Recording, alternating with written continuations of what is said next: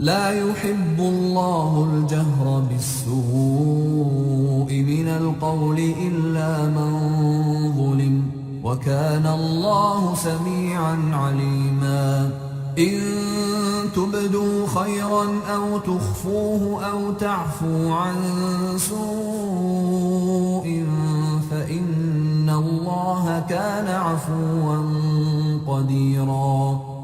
Allah does not like the public mention of evil except by one who has been wronged, and ever is Allah hearing and knowing. If instead you show some good, or conceal it, or pardon an offense, indeed, Allah is ever pardoning and competent. إن الذين يكفرون بالله ورسله ويريدون أن يفرقوا بين الله ورسله ويقولون نؤمن ببعض ونكفر ببعض ويريدون أن يتخذوا بين ذلك سبيلا أولئك هم الكافرون حقا وأعتدنا للكافرين عذابا مهينا.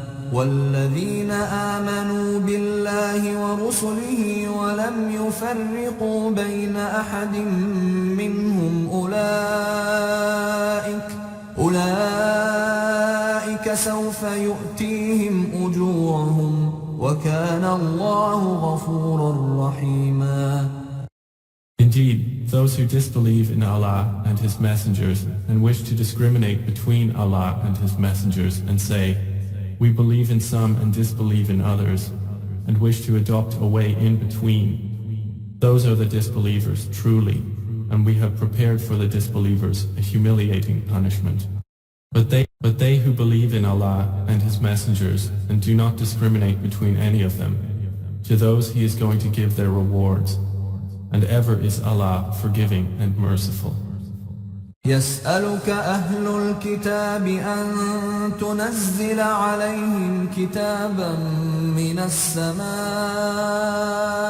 فقد سألوا موسى أكبر من ذلك فقالوا أرنا الله جهرة فأخذتهم الصاعقة بظلمهم ثم اتخذوا العجل من بعد ما جاءتهم البينات فعفونا عن ذلك وآتينا موسى سلطانا مبينا ورفعنا فوقهم الطور بميثاقهم وقلنا لهم ادخلوا الباب سجدا وقلنا لهم لا تعدوا في السبت وأخذنا منهم ميثاقا غليظا. The people of the scripture ask you to bring down to them a book from the heaven. But they had asked of Moses even greater than that, and said, show us Allah outright. So the thunderbolt struck them for their wrongdoing. Then they took the calf for worship after clear evidences had come to them, and we pardoned that. And we gave Moses a clear authority. And we raised over them the mount for refusal of their covenant. And we said to them, enter the gate bowing humbly. And we said to them, do not transgress on the Sabbath. And we took from them a solemn covenant. فبما نقضهم ميثاقهم وكفرهم بآيات الله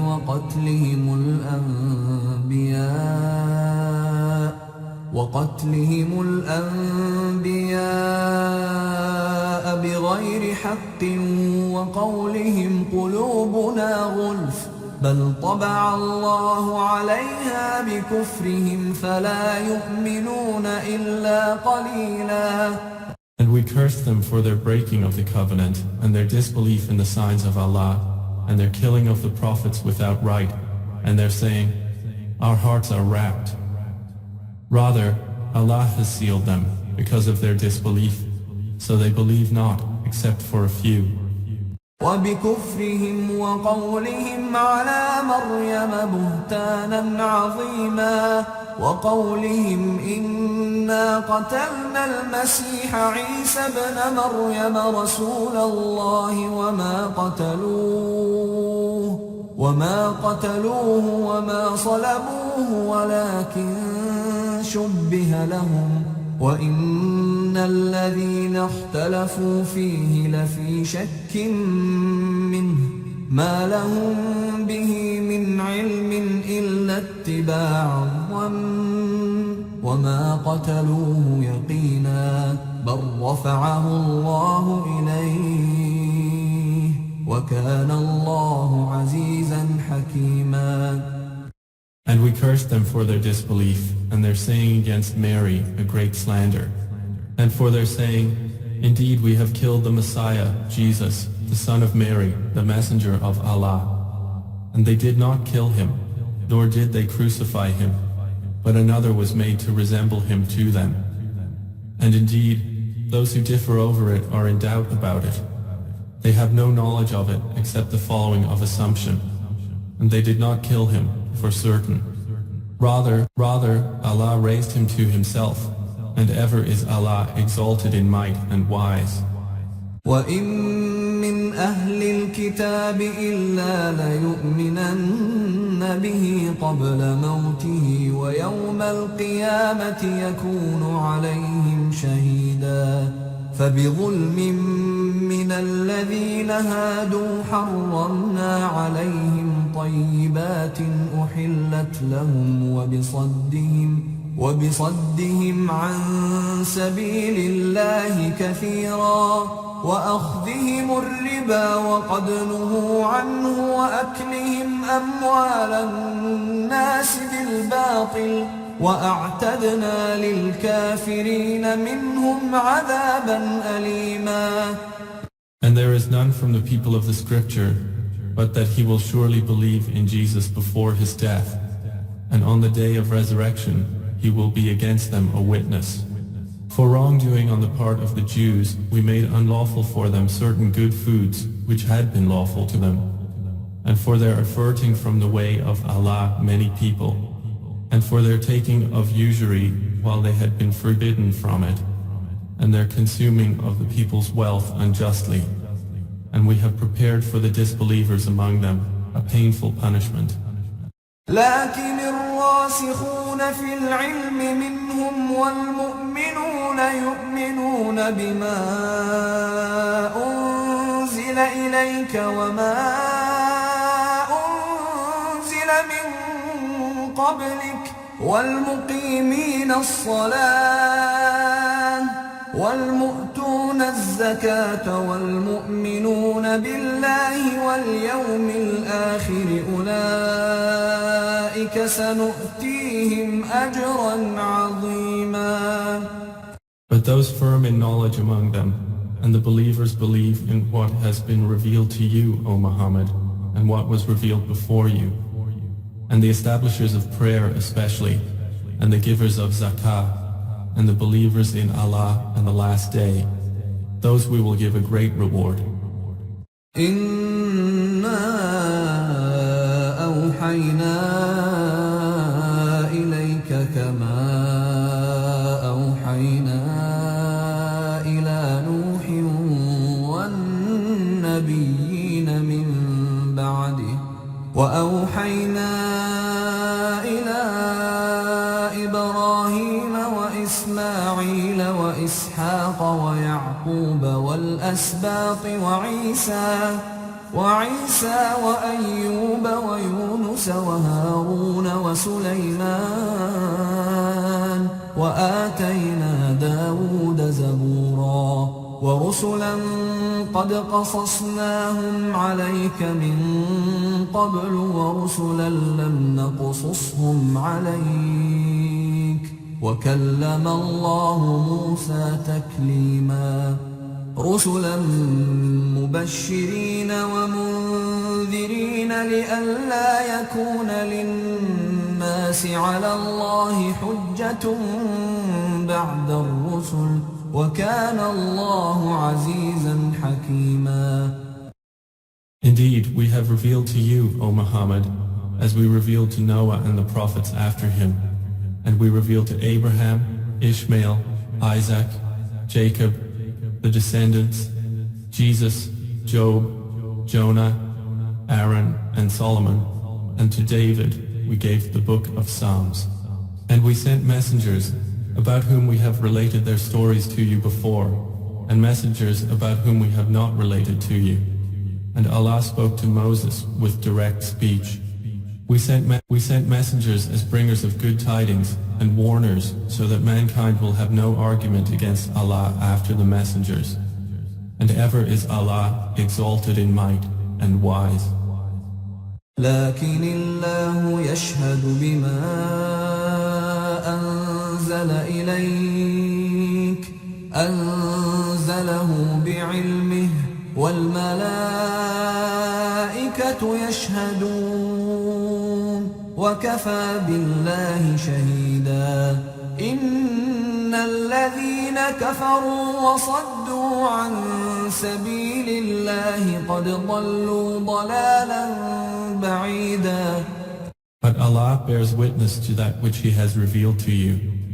He has sent it down with His knowledge, and the angels bear witness as well. And sufficient is Allah as witness. Indeed, those who disbelieve and avert people from the way of Allah have certainly gone far astray. إن الذين كفروا وظلموا لم يكن الله ليغفر لهم ولا ليهديهم طريقا إلا طريق جهنم خالدين فيها أبدا وكان ذلك على الله يسيرا. Indeed, those who disbelieve and commit wrong or injustice, never will Allah forgive them, nor will He guide them to a path, except the path of hell. They will abide therein forever, and that for Allah is always easy. يا أيها الناس قد جاءكم الرسول بالحق من ربكم فآمنوا خيرا لكم وإن تكفروا فإن لله ما في السماوات والأرض وكان الله عليما حكيما. O mankind, the messenger has come to you with the truth from your Lord, so believe, it is better for you. But if you disbelieve, then indeed to Allah belongs whatever is in the heavens and earth, and ever is Allah knowing and wise. يا أهل الكتاب لا تغلوا في دينكم ولا تقولوا على الله إلا الحق إنما المسيح عيسى ابن مريم رسول الله وكلمته ألقاها إلى مريم وروح منه فآمنوا بالله ورسله ولا تقولوا ثلاثا انتهوا خيرا لكم إنما الله إله واحد سبحانه أن يكون له ولد له ما في السماوات وما في الأرض وكفى بالله وكيلا. O people of the scripture, do not commit excess in your religion or say about Allah except the truth. The Messiah Jesus, the son of Mary, was but a messenger of Allah, and his word which he directed to Mary, and a soul created at a command from him. So believe in Allah and his messengers, and do not say three, desist, it is better for you. Indeed, Allah is but one God. Exalted is he above having a son. To him belongs whatever is in the heavens and whatever is on the earth, and sufficient is Allah as disposer of affairs. لن يستنكف المسيح أن يكون عبدا لله ولا الملائكة المقربون ومن يستنكف عن عبادته ويستكبر، فسيحشرهم إليه جميعا. فأما الذين آمنوا وعملوا الصالحات فيوفيهم أجورهم ويزيدهم من فضله وأما الذين استنكفوا واستكبروا فيعذبهم عذابا أليما ولا يجدون لهم من دون الله وليا ولا نصيرا. Never would the Messiah disdain to be a servant of Allah, nor would the angels near to him. And whoever disdains his worship and is arrogant, he will gather them to himself altogether. And as for those who believed and did righteous deeds, he will give them in full their rewards and grant them extra from his bounty. But as for those who disdained and were arrogant, he will punish them with a painful punishment, and they will not find for themselves besides Allah any protector or helper. يا أيها الناس قد جاءكم برهان من ربكم وأنزلنا إليكم نورا مبينا. فأما الذين آمنوا بالله واعتصموا به فسيدخلهم في رحمة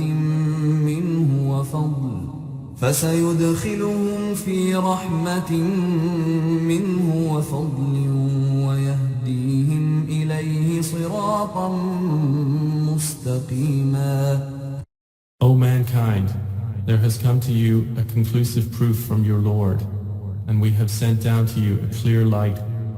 So those who believe in Allah and hold fast to Him, He will admit them to mercy from Himself and bounty, and guide them to Himself on a straight path. يستفتونك قل الله يفتيكم في الكلالة إن امرؤ هلك ليس له ولد وله أخت فلها نصف ما ترك وهو يرثها إن لم يكن لها ولد فإن كانت اثنتين فلهما الثلثان مما ترك وإن كانوا إخوة رجالا ونساء فللذكر مثل حظ الأنثيين يبين الله لكم أن تضلوا والله بكل شيء عليم. They request from you a legal ruling. Say, Allah gives you a ruling concerning one having neither descendants nor ascendants as heirs. If a man dies, leaving no child but only a sister, she will have half of what he left. And he inherits from her if she dies and has no child. But if there are two sisters or more, they will have 2/3 of what he left. If there are both brothers and sisters, the male will have the share of 2 females. Allah makes clear to you His law, lest you go astray, and Allah is knowing of all things. سورة المائدة. بسم الله الرحمن الرحيم. يا أيها الذين آمنوا أوفوا بالعقود أحلت لكم بهيمة الأنعام إلا ما يتلى عليكم غير محل الصيد وأنتم حرم إن الله يحكم ما يريد. O you who have believed, fulfill all contracts. Lawful for you are the animals of grazing livestock, except for that which is recited to you in this Quran, hunting not being permitted while you are in a state of ihram. Indeed, Allah ordains what He intends. يا أيها الذين آمنوا لا تحلوا شعائر الله لا تحلوا شعائر الله ولا الشهر الحرام ولا الهدي ولا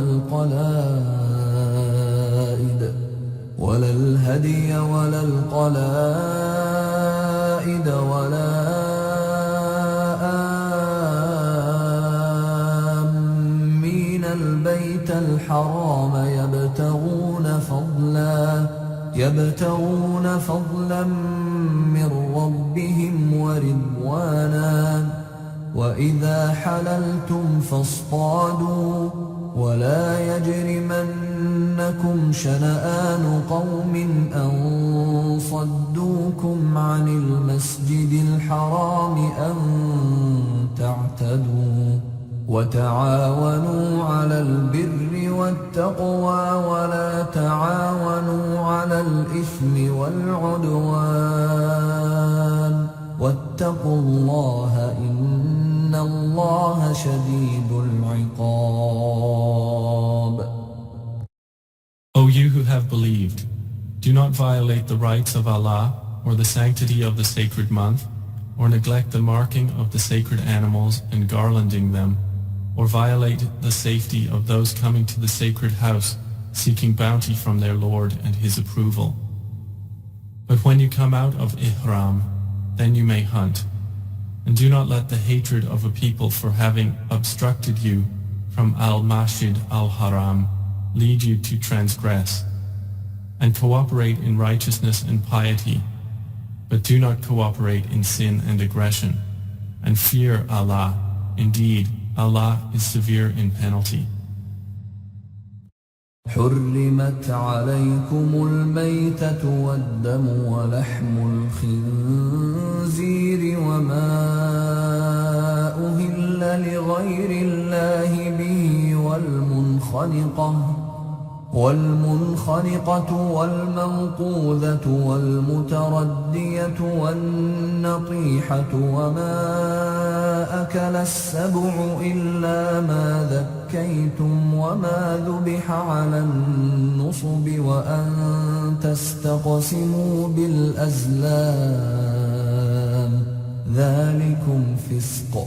اليوم يئس الذين كفروا من دينكم فلا تخشوهم واخشون. اليوم أكملت لكم دينكم وأتممت عليكم نعمتي ورضيت لكم الإسلام دينا. فمن اضطر في مخمصة غير متجانف لإثم فإن الله غفور رحيم. Prohibited to you are dead animals, blood, the flesh of swine, and that which has been dedicated to other than Allah, and those animals killed by strangling, or by a violent blow, or by a headlong fall, or by the goring of horns, and those from which a wild animal has eaten, except what you are able to slaughter before its death, and those which are sacrificed on stone altars. And prohibited is that you seek decision through divining arrows. That is grave disobedience. This day those who disbelieve have despaired of defeating your religion. So fear them not, but fear me. This day I have perfected for you your religion, and completed my favor upon you, and have approved for you Islam as religion. But whoever is forced by severe hunger with no inclination to sin, then indeed Allah is forgiving and merciful. يسألونك ماذا أحل لهم قل أحل لكم الطيبات وما علمتم من الجوارح مكلبين تعلمونهن مما علمكم الله فكلوا مما أمسكن عليكم واذكروا اسم الله عليه واتقوا الله إن الله سريع الحساب. They ask you, O Muhammad, what has been made lawful for them. Say, Lawful for you are all good foods, and game caught by what you have trained of hunting animals, which you train as Allah has taught you. So eat of what they catch for you, and mention the name of Allah upon it, and fear Allah. Indeed, Allah is swift in account. اليوم أحل لكم الطيبات وطعام الذين أوتوا الكتاب حل لكم وطعامكم حل لهم والمحصنات من المؤمنات والمحصنات من الذين أوتوا الكتاب من قبلكم والمحصنات من الذين أوتوا الكتاب من قبلكم إذا آتيتموهن أجورهن محصنين غير مسافحين ولا متخذي أخدان ومن يكفر بالإيمان فقد حبط عمله وهو في الآخرة من الخاسرين. This day all good foods have been made lawful, and the food of those who were given the scripture is lawful for you, and your food is lawful for them. And lawful in marriage are chaste women from among the believers, and chaste women from among those who were given the scripture before you, when you have given them their due compensation, desiring chastity, not unlawful sexual intercourse or taking secret lovers. And whoever denies the faith, his work has become worthless, and he in the hereafter will be among the losers. يا أيها الذين آمنوا إذا قمتم إلى الصلاة فاغسلوا وجوهكم وأيديكم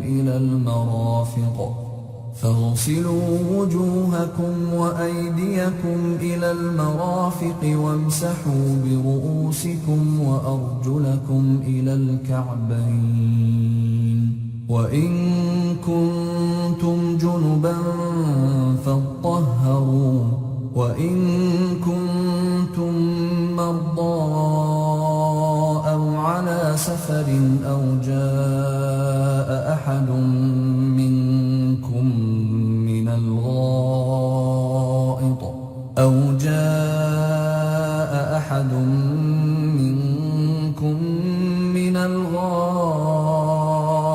أو لامستم النساء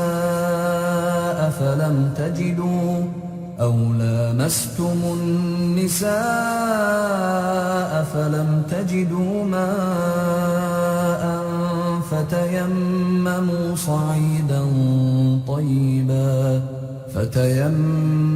صعيدا طيبا فامسحوا بوجوهكم وأيديكم منه ما يريد الله ليجعل عليكم من حرج ولكن يريد ليطهركم وليتم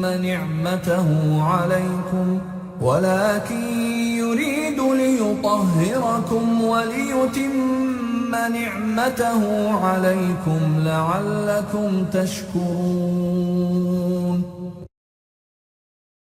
O you who have believed, when you rise to perform prayer, wash your faces and your forearms to the elbows, and wipe over your heads, and wash your feet to the ankles. And if you are in a state of janaba, then purify yourselves. But if you are ill or on a journey, or one of you comes from the place of relieving himself, or you have contacted women and do not find water, then seek clean earth and wipe over your faces and hands with it. Allah does not intend to make difficulty for you, but He intends to purify you and complete His favor upon you that you may be grateful. واذكروا نعمة الله عليكم وميثاقه الذي واثقكم به إذ قلتم سمعنا وأطعنا واتقوا الله إن الله عليم بذات الصدور. And remember the the favor of Allah upon you, and His covenant with which He bound you when you said, "We hear and we obey," and fear Allah. Indeed, Allah is knowing of that within the breasts. يا أيها الذين آمنوا كونوا قوامين لله شهداء بالقسط ولا يجرمنكم شنآن قوم على ألا تعدلوا اعدلوا هو أقرب للتقوى واتقوا الله إن الله خبير بما تعملون وعد الله الذين آمنوا وعملوا الصالحات لهم مغفرة وأجر عظيم والذين كفروا وكذبوا بآياتنا أولئك أصحاب الجحيم. O you who have believed, be persistently standing firm for Allah, witnesses in justice, and do not let the hatred of a people prevent you from being just. Be just, that is nearer to righteousness. And fear Allah. Indeed, Allah is acquainted with what you do. Allah has promised those who believe and do righteous deeds that for them there is forgiveness and great reward. But those who disbelieve and deny our signs, those are the companions of hellfire. يا أيها الذين آمنوا اذكروا نعمة الله عليكم إذ هم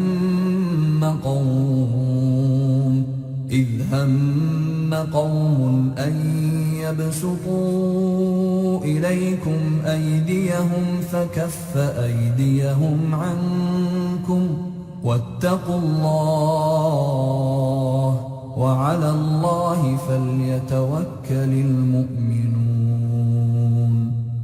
O you who have believed, remember the favor of Allah upon you when a people determined to extend their hands in aggression against you, but He withheld their hands from you, and fear Allah, and upon Allah let the believers rely. ولقد أخذ الله ميثاق بني إسرائيل وبعثنا منهم 12 نقيبا وقال الله إني معكم لئن أقمتم الصلاة وآتيتم الزكاة وآمنتم برسلي وعزرتموهم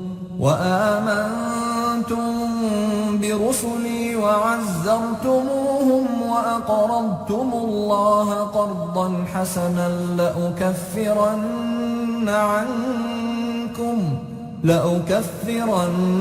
عنكم سيئاتكم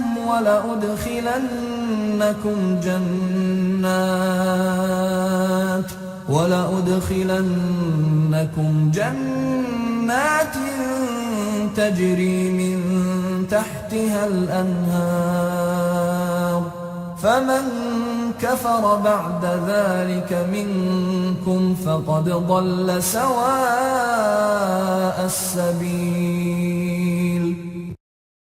And Allah had already taken a covenant from the children of Israel, and we delegated from among them 12 leaders. And Allah said, I am with you. If you establish prayer and give zakah, and believe in my messengers and support them, and loan Allah a goodly loan, I will surely remove from you your misdeeds, and admit you to gardens beneath which rivers flow. But whoever of you disbelieves after that has certainly strayed from the soundness of the way. فبما نقضهم ميثاقهم لعناهم وجعلنا قلوبهم قاسية يحرفون الكلم عن مواضعه ونسوا حظا مما ذكروا به ولا تزال تطلع على خائنة منهم إلا قليلا فاعف عنهم واصفح إن الله يحب المحسنين. So for their breaking of the covenant we cursed them and made their hearts hard. They distort words from their proper usages and have forgotten a portion of that of which they were reminded. And you will still observe deceit among them, except a few of them. But pardon them and overlook their misdeeds. Indeed, Allah loves the doers of good. ومن الذين قالوا إنا نصارى أخذنا ميثاقهم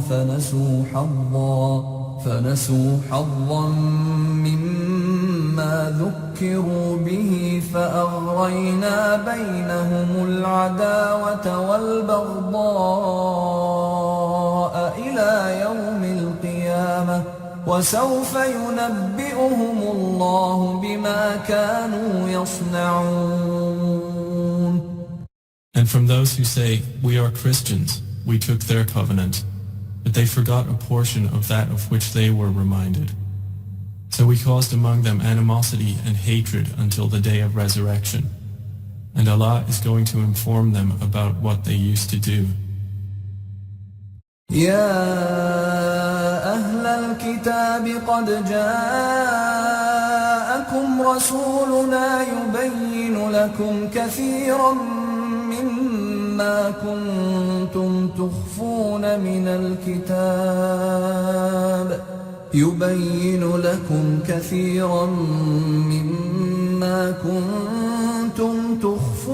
من الكتاب ويعفو عن كثير قد جاءكم من الله نور وكتاب مبين يهدي به الله من اتبع رضوانه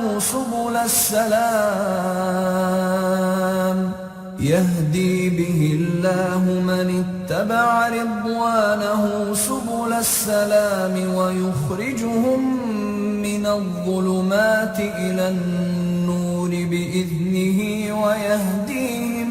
ويهديهم إلى صراط مستقيم. O people of the scripture, there has come to you our messenger, making clear to you much of what you used to conceal of the scripture and overlooking much.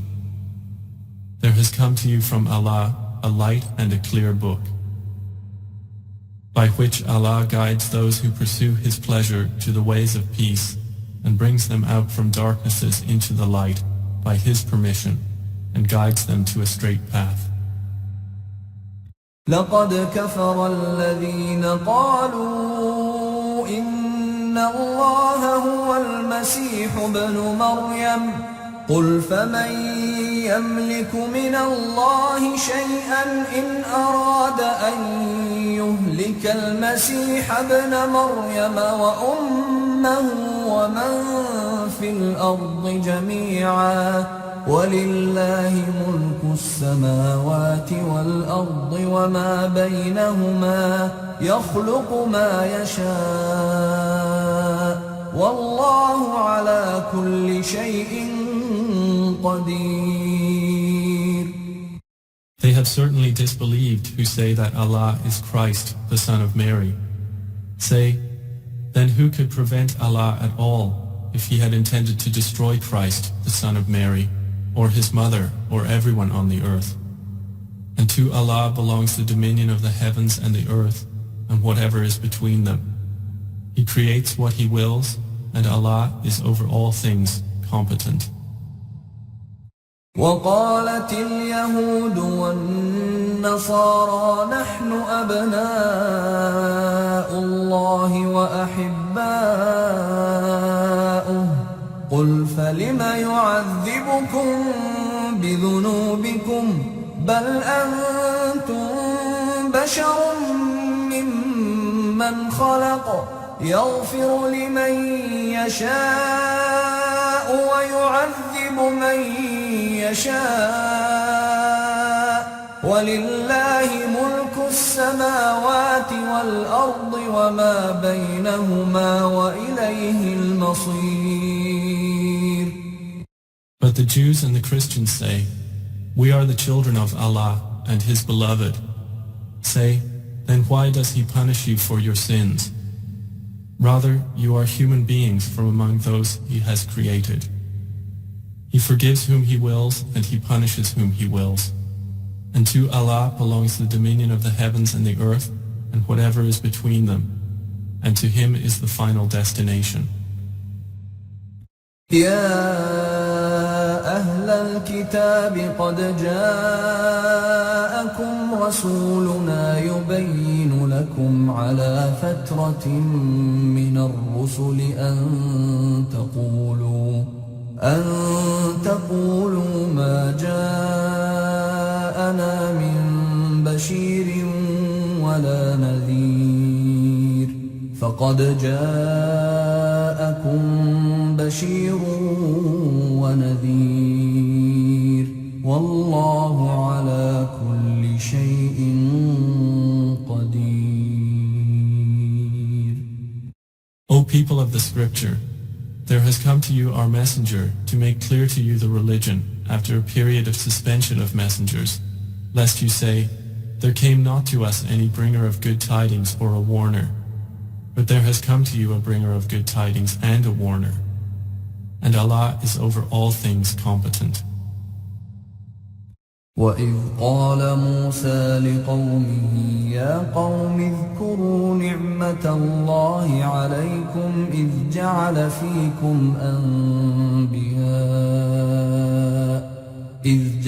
فِيكُمْ أَنْبِيَاءَ وَجَعَلَكُمْ مُلُوكًا وآتاكم ما لم يؤت أحدا من العالمين. يا قوم ادخلوا الأرض المقدسة التي كتب الله لكم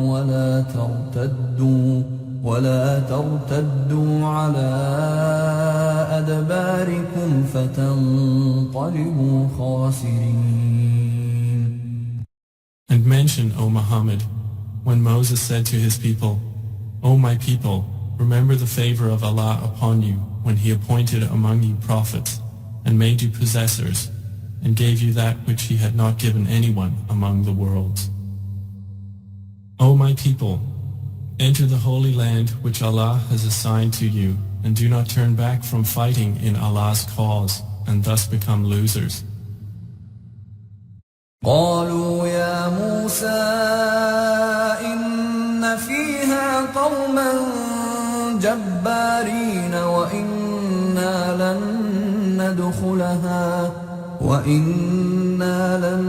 ندخلها حتى يخرجوا منها فإن يخرجوا منها فإنا داخلون.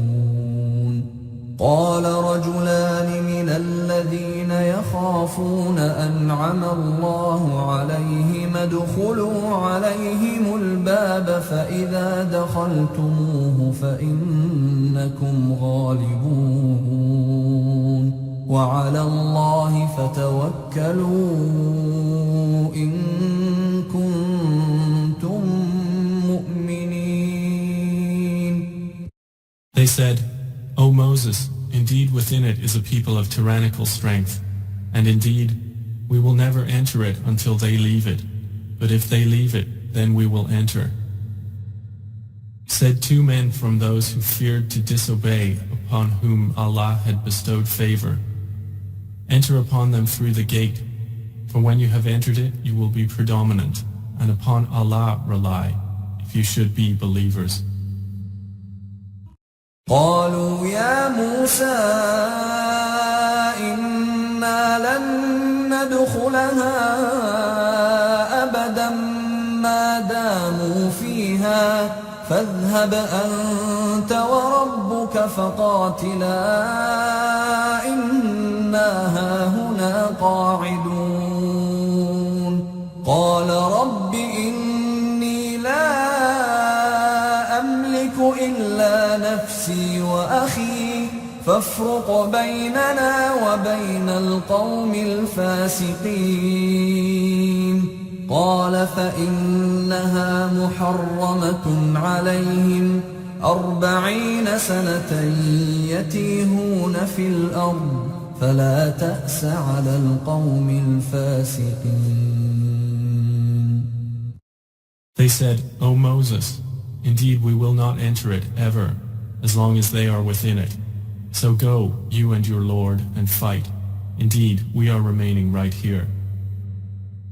Moses said, My Lord, indeed I do not possess except myself and my brother, so part us from the defiantly disobedient people.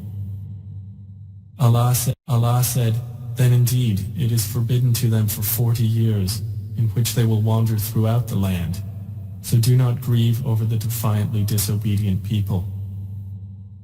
واتل عليهم نبأ ابني آدم بالحق إذ قربا قربانا فتقبل من أحدهما ولم يتقبل من الآخر قال لأقتلنك قال إنما يتقبل الله من المتقين لئن بسطت إلي يدك لتقتلني ما أنا بباسط يدي إليك لأقتلك إني أخاف الله رب العالمين إني أريد أن تبوء بإثمي وإثمك فتكون من أصحاب النار وذلك جزاء الظالمين فطوعت له نفسه قتل أخيه فقتله فأصبح من الخاسرين فبعث الله غرابا يبحث في الأرض ليريه كيف يواري سوءة أخيه قال يا ويلتى أعجزت أن أكون مثل هذا الغراب فأواري سوءة أخي فأصبح من النادمين. And recite to them the story of Adam's 2 sons, in truth, when they both offered a sacrifice to Allah, and it was accepted from one of them, but was not accepted from the other. Said the latter, I will surely kill you. Said the former, indeed, Allah only accepts from the righteous who fear Him. If you should raise your hand against me to kill me, I shall not raise my hand against you to kill you. Indeed, I fear Allah, Lord of the worlds.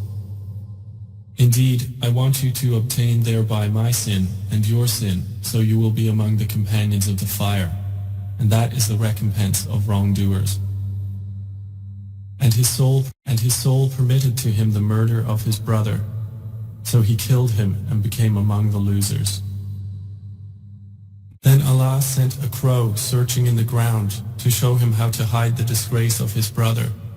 He said, "O woe to me! Have I failed to be like this crow and hide the body of my brother?" And he became of the regretful.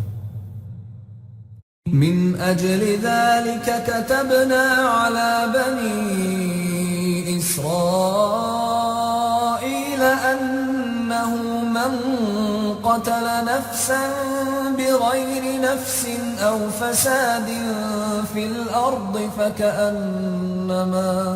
فكأنما قتل الناس جميعا ومن أحياها فكأنما أحيا الناس جميعا ولقد جاءتهم رسلنا بالبينات ثم إن كثيرا منهم بعد ذلك في الأرض لمسرفون.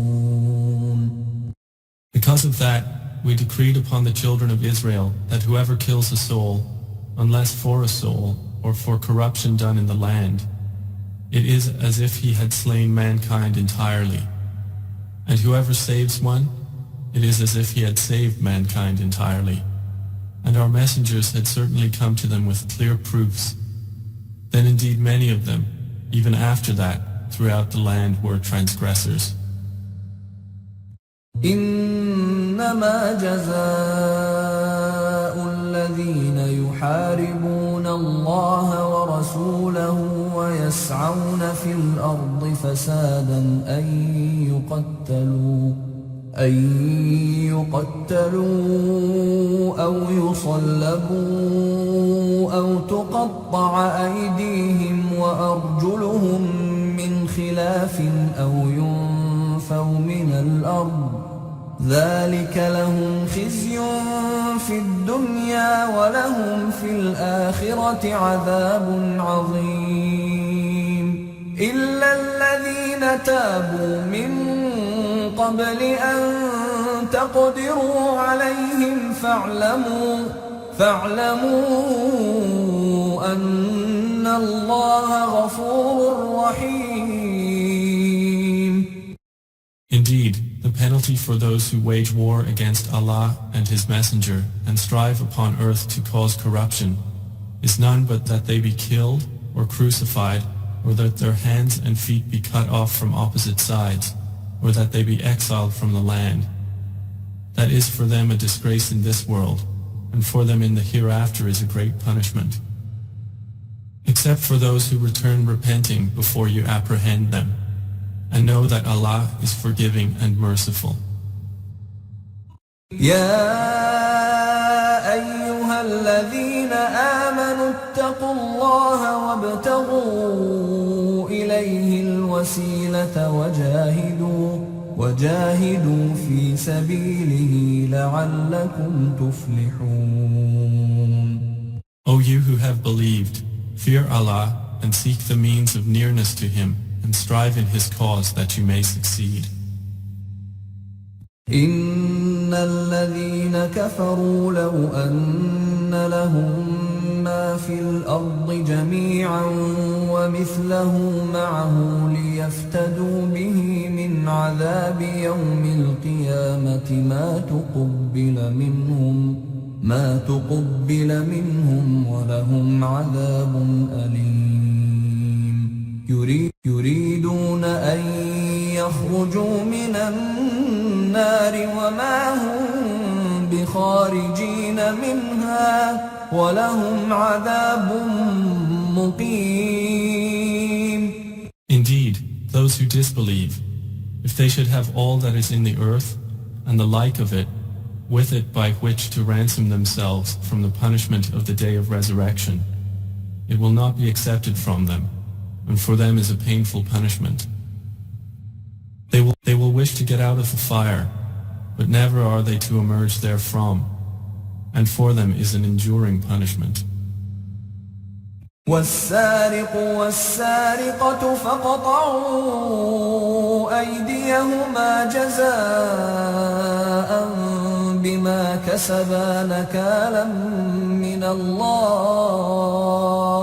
والله عزيز حكيم.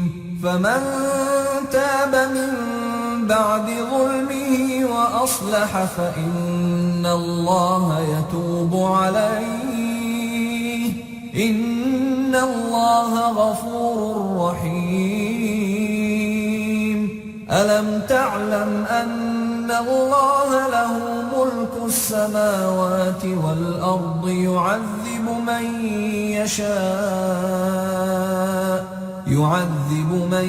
يشاء ويغفر لمن يشاء والله على كل شيء قدير.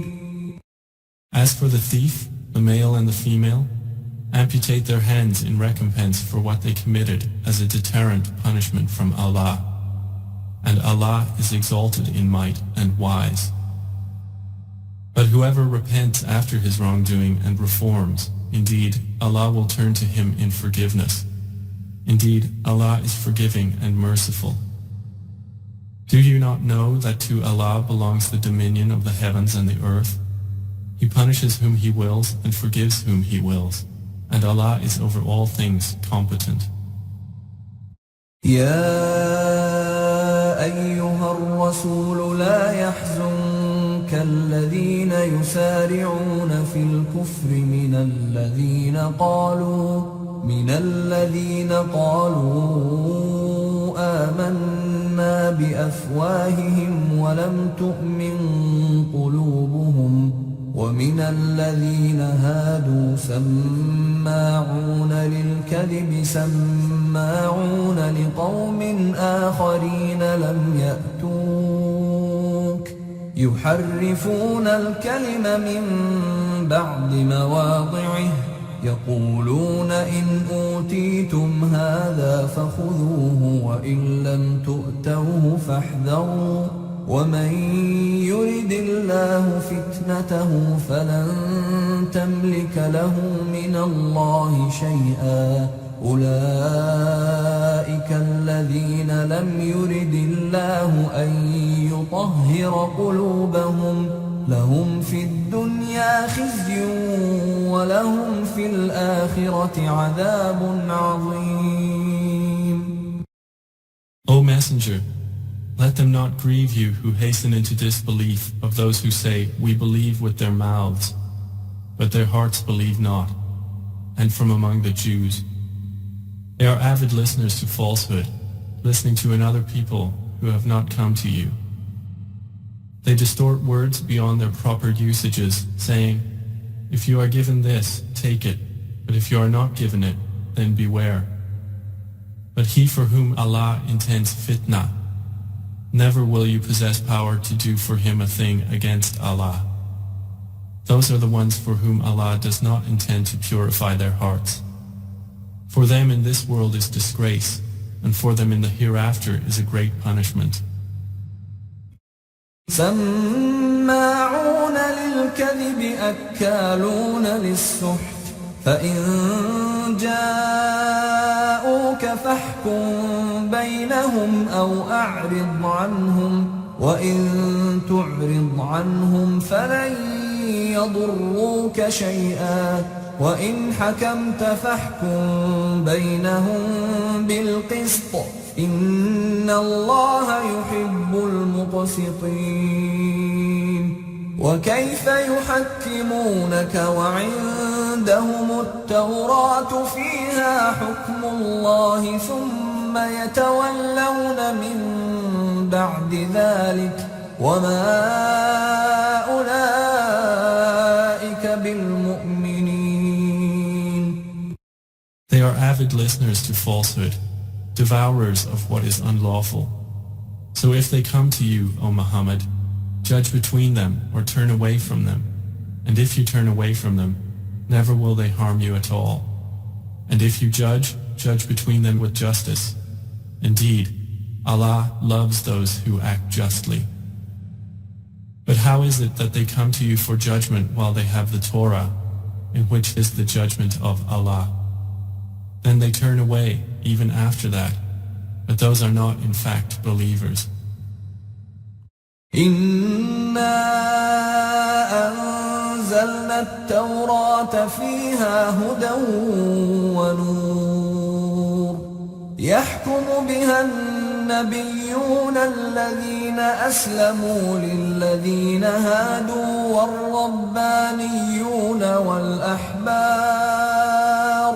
والربانيون والأحبار بما استحفظوا من كتاب الله وكانوا عليه شهداء فلا تخشوا الناس واخشوني ولا تشتروا بآياتي ثمنا قليلا ومن لم يحكم بما أنزل الله فأولئك هم الكافرون. Indeed, we sent down the Torah in which was guidance and light. The prophets who submitted to Allah judged by it for the Jews, as did the rabbis and scholars by that which they were entrusted of the scripture of Allah, and they were witnesses thereto. So do not fear the people, but fear me, and do not exchange my verses for a small price. And whoever does not judge by what Allah has revealed, then it is those who are the disbelievers. وكتبنا عليهم فيها أن النفس بالنفس والعين بالعين والأنف بالأنف والأذن بالأذن والسن بالسن والجروح قصاص فمن تصدق به فهو كفارة له ومن لم يحكم بما أنزل الله فأولئك هم الظالمون. And we ordained for them therein a life for a life, an eye for an eye, a nose for a nose, an ear for an ear, a tooth for a tooth, and for wounds is legal retribution. But whoever gives up his right as charity, it is an expiation for him. And whoever does not judge by what Allah has revealed, then it is those who are the wrongdoers. وقفينا على آثارهم بعيسى ابن مريم مصدقا لما بين يديه من التوراة وآتيناه الإنجيل فيه هدى ونور ومصدقا لما بين يديه من التوراة وهدى وموعظة للمتقين وليحكم أهل الإنجيل بما أنزل الله فيه ومن لم يحكم بما أنزل الله فأولئك هم الفاسقون. And we sent, following in their footsteps, Jesus, the son of Mary, confirming that which came before him in the Torah. And we gave him the gospel, in which was guidance and light, and confirming that which preceded it of the Torah as guidance and instruction for the righteous. And let the people of the gospel judge by what Allah has revealed therein, and whoever does not judge by what Allah has revealed, then it is those who are the defiantly disobedient. وأنزلنا إليك الكتاب بالحق مصدقا لما بين يديه من الكتاب ومهيمنا عليه فاحكم بينهم بما أنزل الله ولا تتبع أهواءهم عما جاءك من الحق لكل جعلنا منكم شرعة ومنهاجا ولو شاء الله لجعلكم أمة واحدة ولكن ليبلوكم فيما آتاكم فاستبقوا الخيرات إلى الله مرجعكم جميعا فينبئكم بما كنتم فيه تختلفون. And we have revealed to you, O Muhammad, the book in truth, confirming that which preceded it of the scripture and as a criterion over it. So judge between them by what Allah has revealed, and do not follow their inclinations away from what has come to you of the truth. To each of you we prescribed a law and a method. Had Allah willed, He would have made you one nation united in religion, but He intended to test you in what He has given you. So race to all that is good. To Allah is your return altogether, and He will then inform you concerning that over which you used to differ. وأنحكم بينهم بما أنزل الله ولا تتبع أهواءهم واحذرهم أن يفتنوك عن بعض ما أنزل الله إليك فإن تولوا فاعلم أنما يريد الله أن يصيبهم ببعض ذنوبهم وإن كثيرا من الناس لفاسقون أفحكم الجاهلية يبغون ومن أحسن من الله حكما لقوم يوقنون. And judge, O Muhammad, between them by what Allah has revealed, and do not follow their inclinations, and beware of them, lest they tempt you away from some of what Allah has revealed to you. And if they turn away, then know that Allah only intends to afflict them with some of their own sins, and indeed many among the people are defiantly disobedient. Then is it the judgment of the time of ignorance they desire? But who is better than Allah in judgment for a people who are certain in faith? يا أيها الذين آمنوا لا تتخذوا اليهود والنصارى أولياء بعضهم أولياء بعض ومن يتولهم منكم فإنه منهم إن الله لا يهدي القوم الظالمين. O you who have believed, do not take the Jews and the Christians as allies. They are in fact allies of one another. And whoever is an ally to them among you, then indeed he is one of them. Indeed, Allah guides not the wrongdoing people. فترى الذين في قلوبهم مرض يسارعون فيهم يقولون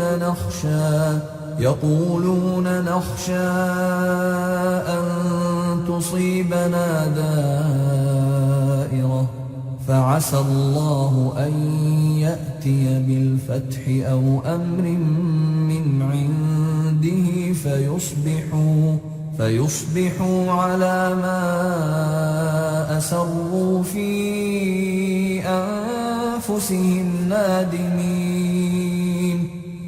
So you see those in whose hearts is disease hastening into association with them, saying, "We are afraid a misfortune may strike us."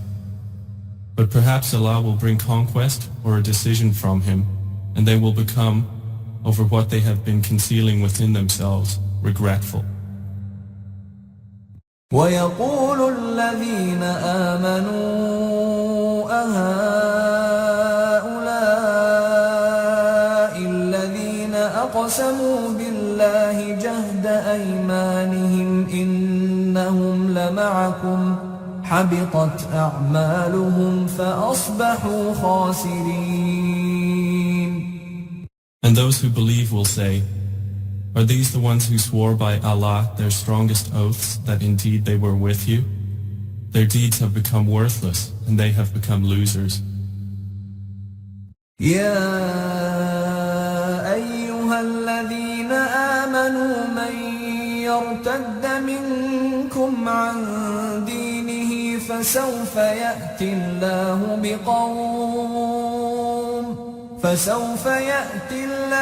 بقوم يحبهم ويحبونه أذلة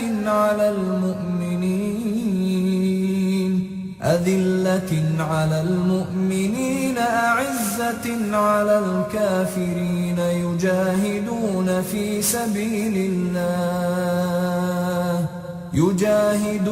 في سبيل الله ولا يخافون لومة لائم ذلك فضل الله يؤتيه من يشاء والله واسع عليم.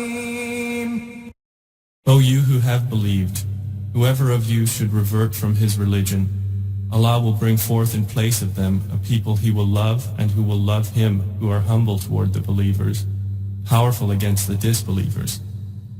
They strive in the cause of Allah and do not fear the blame of a critic. That is the favor of Allah. He bestows it upon whom He wills. And Allah is all-encompassing and knowing. إنما وليكم الله ورسوله والذين آمنوا الذين يقيمون الصلاة ويؤتون الزكاة وهم راكعون ومن يتول الله ورسوله والذين آمنوا فإن حزب الله هم الغالبون. Your ally is none but Allah, and therefore His messenger and those who have believed, those who establish prayer and give zakah, and they bow in worship. And whoever is an ally of Allah and His messenger and those who have believed, indeed the party of Allah, they will be the predominant.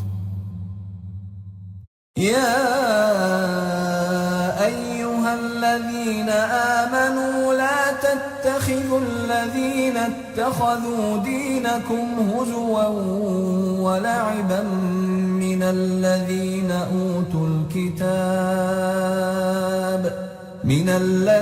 أوتوا الكتاب من قبلكم والكفار أولياء واتقوا الله إن كنتم مؤمنين. O you who have believed, take not those who have taken your religion in ridicule and amusement among the ones who were given the scriptures before you, nor the disbelievers as allies. And fear Allah if you should truly be believers. وَإِذَا نَادَيْتُمْ إِلَى الصَّلَاةِ اتَّخَذُوهَا هُزُوًا وَلَعِبًا ذَلِكَ بِأَنَّهُمْ قَوْمٌ لَا يَعْقِلُونَ قُلْ يَا أَهْلَ الْكِتَابِ هَلْ تَنقِمُونَ مِنَّا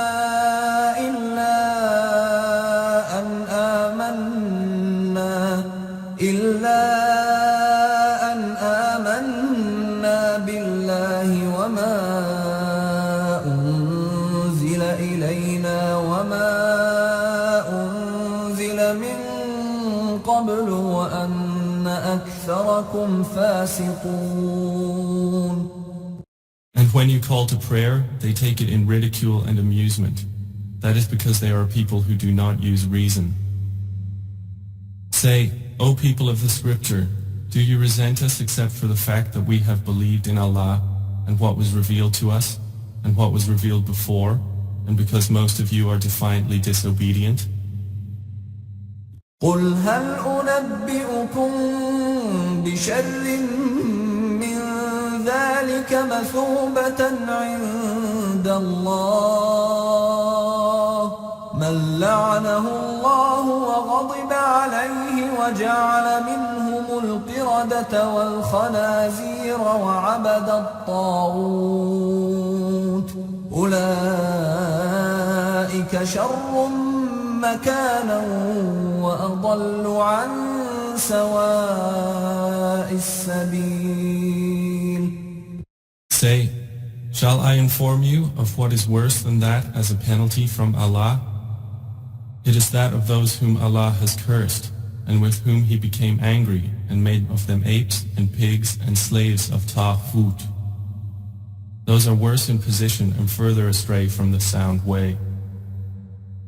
وَإِذَا جَاءُوكُمْ قَالُوا آمَنَّا وَقَدْ دَخَلُوا بِالْكُفْرِ وَهُمْ قَدْ خَرَجُوا بِهِ وَاللَّهُ أَعْلَمُ بِمَا كَانُوا يَكْتُمُونَ وَتَرَى كَثِيرًا مِّنْهُمْ يُسَارِعُونَ فِي الْإِثْمِ وَالْعُدْوَانِ وَأَكْلِهِمُ السُّحْتَ لبئس ما كانوا يعملون لولا ينهاهم الربانيون والأحبار عن قولهم الإثم وأكلهم السحت لبئس ما كانوا يصنعون.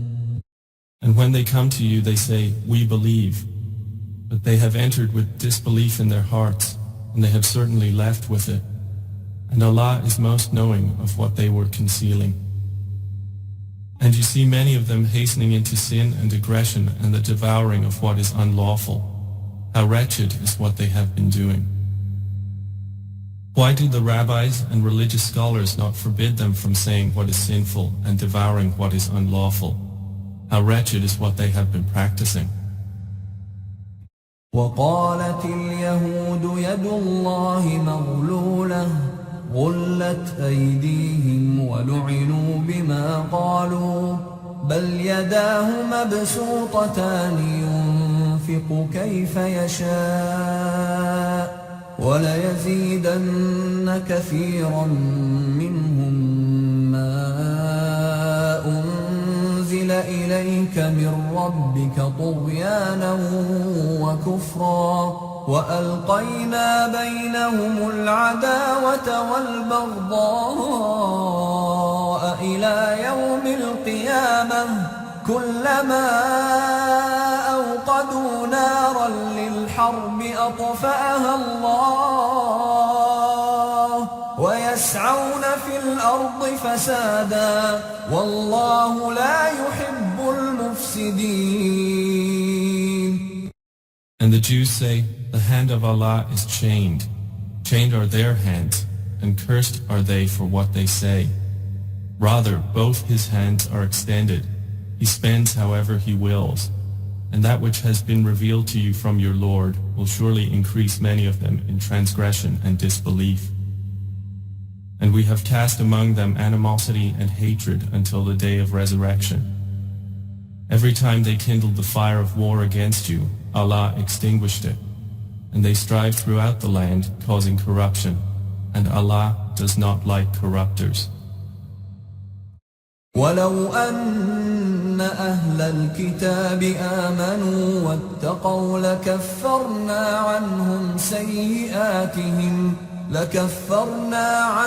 سيئاتهم ولأدخلناهم جنات النعيم ولو أنهم أقاموا التوراة والإنجيل وما أنزل إليهم من ربهم لأكلوا من فوقهم ومن تحت أرجلهم منهم أمة مقتصدة وكثير منهم ساء ما يعملون. And if only the people of the scripture had believed and feared Allah, we would have removed from them their misdeeds and admitted them to gardens of pleasure. And if only they had upheld the Torah, the Gospel, and what had been revealed to them from their Lord, they would have consumed provision from above them and from beneath their feet. Among them are a moderate community, but many of them, evil is that which they do. يا أيها الرسول بلغ ما أنزل إليك من ربك وإن لم تفعل فما بلغت رسالته والله يعصمك من الناس إن الله لا يهدي القوم الكافرين. قل يا أهل الكتاب لستم على شيء حتى تقيموا التوراة والإنجيل وما أنزل إليكم من ربكم وليزيدن كثيرا منهم ما أنزل إليك من ربك طغيانا وكفرا فلا تأس على القوم الكافرين. O Messenger, announce that which has been revealed to you from your Lord, and if you do not, then you have not conveyed his message. And Allah will protect you from the people. Indeed, Allah does not guide the disbelieving people. Say, O people of the scripture, You are standing on nothing until you uphold the law of the Torah, the Gospel, and what has been revealed to you from your Lord. And that which has been revealed to you from your Lord will surely increase many of them in transgression and disbelief. So do not grieve over the disbelieving people. إن الذين آمنوا والذين هادوا والصابئون والنصارى من آمن بالله واليوم الآخر وعمل صالحا فلا خوف عليهم ولا هم يحزنون. Indeed, those who have believed in Prophet Muhammad and those before him who were Jews or Sabians or Christians, those among them who believed in Allah and the Last Day and did righteousness, no fear will there be concerning them, nor will they grieve. لقد أخذنا ميثاق بني إسرائيل وأرسلنا إليهم رسلا كلما جاءهم رسول بما لا تهوى أنفسهم فريقا كذبوا وفريقا يقتلون وحسبوا ألا تكون فتنة فعموا وصموا ثم تاب الله عليهم ثم عموا وصموا كثير منهم والله بصير بما يعملون. We had already taken the covenant of the children of Israel and had sent to them messengers. Whenever there came to them a messenger with what their souls did not desire, a party of messengers they denied, and another party they killed. And they thought there would be no resulting punishment, so they became blind and deaf. Then Allah turned to them in forgiveness. Then again many of them became blind and deaf.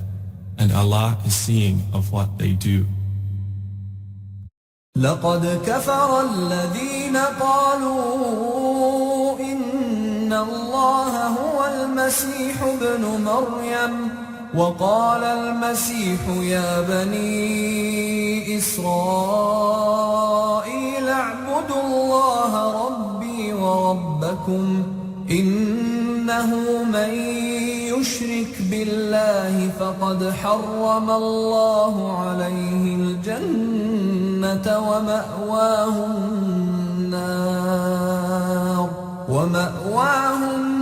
النار وما للظالمين من أنصار. They have certainly disbelieved who say, Allah is the Messiah, the son of Mary, while the Messiah has said, O children of Israel, worship Allah, my Lord and your Lord. Indeed, he who associates others with Allah, Allah has forbidden him paradise, and his refuge is the fire, and there are not for the wrongdoers any helpers. لقد كفر الذين قالوا إن الله ثالث ثلاثة وما من إله إلا إله واحد وإن لم ينتهوا عما يقولون ليمسن الذين كفروا منهم عذاب أليم أفلا يتوبون إلى الله ويستغفرونه والله غفور رحيم. They have certainly disbelieved who say, Allah is a third of three, and there is no God except one God. And if they do not desist from what they are saying, there will surely afflict the disbelievers among them a painful punishment. So will they not repent to Allah and seek His forgiveness? And Allah is forgiving and merciful.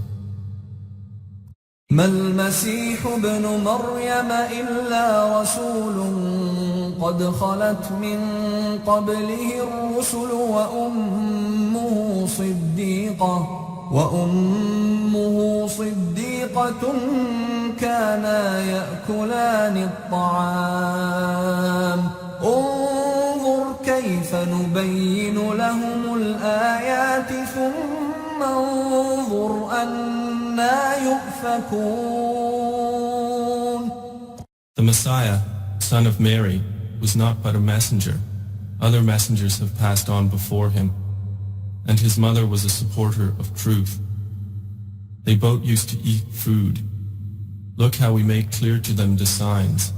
Then look how they are deluded.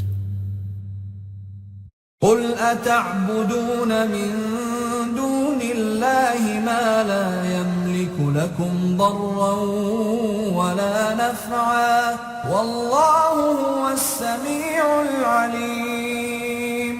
قل يا أهل الكتاب لا تغلوا في دينكم غير الحق ولا تتبعوا أهواء قوم قد ضلوا من قبل وأضلوا كثيرا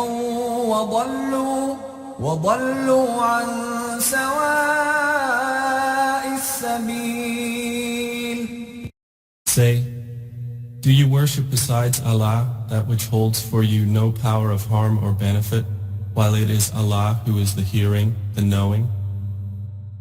Say, O people of the scripture, do not exceed limits in your religion beyond the truth, and do not follow the inclinations of a people who have gone astray before, and misled many, and have strayed from the soundness of the way.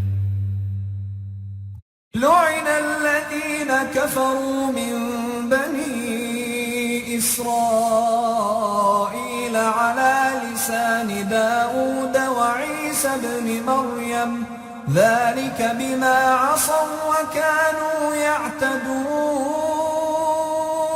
كانوا لا يتناهون عن منكر فعلوه لبئس ما كانوا يفعلون. Cursed were those who disbelieved among the children of Israel by the tongue of David and of Jesus the son of Mary. That was because they disobeyed and habitually transgressed. They used not to prevent one another from wrongdoing that they did. How wretched was that which they were doing. ترى كثيرا منهم يتولون الذين كفروا لبئس ما قدمت لهم أنفسهم أن سخط الله عليهم وفي العذاب هم خالدون ولو كانوا يؤمنون بالله والنبي وما أنزل إليه ما